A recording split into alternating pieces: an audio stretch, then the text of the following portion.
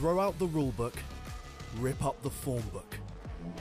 75 years of innovation continues in 2026, but bigger, bolder, from the ground up. These are the biggest regulations changes in more than a decade, and this is everything you need to know.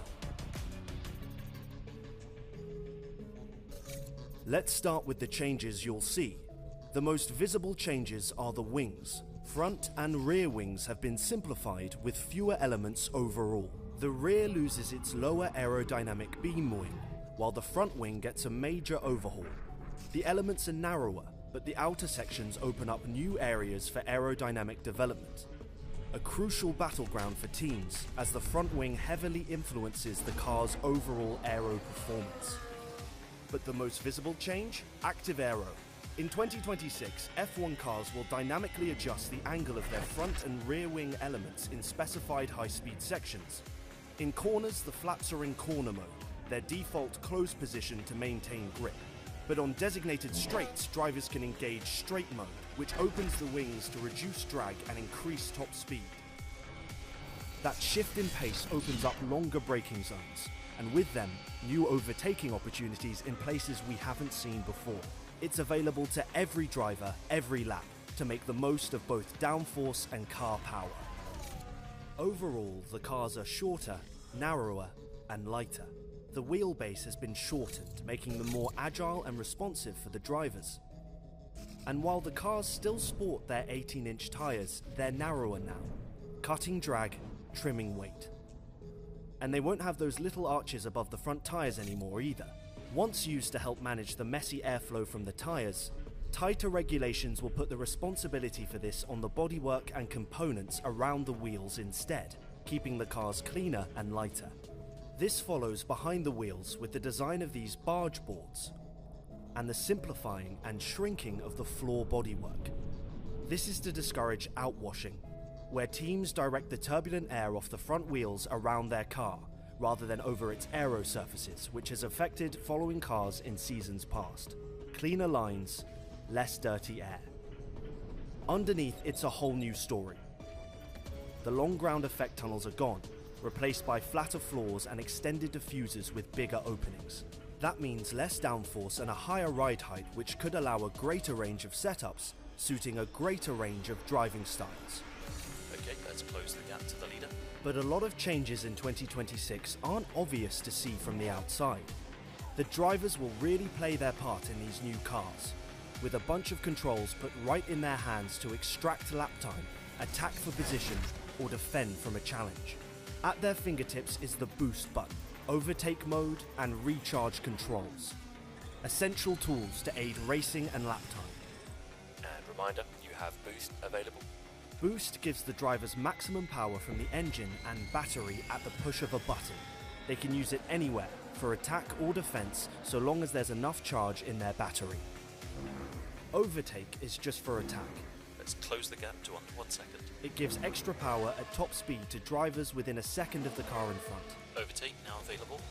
Essentially replacing DRS, it differs by having one single detection point which grants drivers the extra electrical energy to deploy for an overtake or to pressure the driver ahead to make them vulnerable later in the lap. Good job, let's keep going. And to power boost and overtake, they'll oversee their battery recharge as well. Working with their race engineer, they'll be selecting from different modes to recharge their battery from braking and engine energy. Boost, overtake, and recharge make drivers tactical masters and add more variables, making racing less predictable.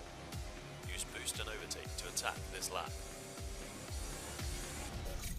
Powering this change is perhaps the most significant update in 2026, beneath the bodywork. The F1 power unit has had a complete rethink. At its core, it's still a 1.6-litre V6 turbo hybrid, but the balance of power has shifted dramatically.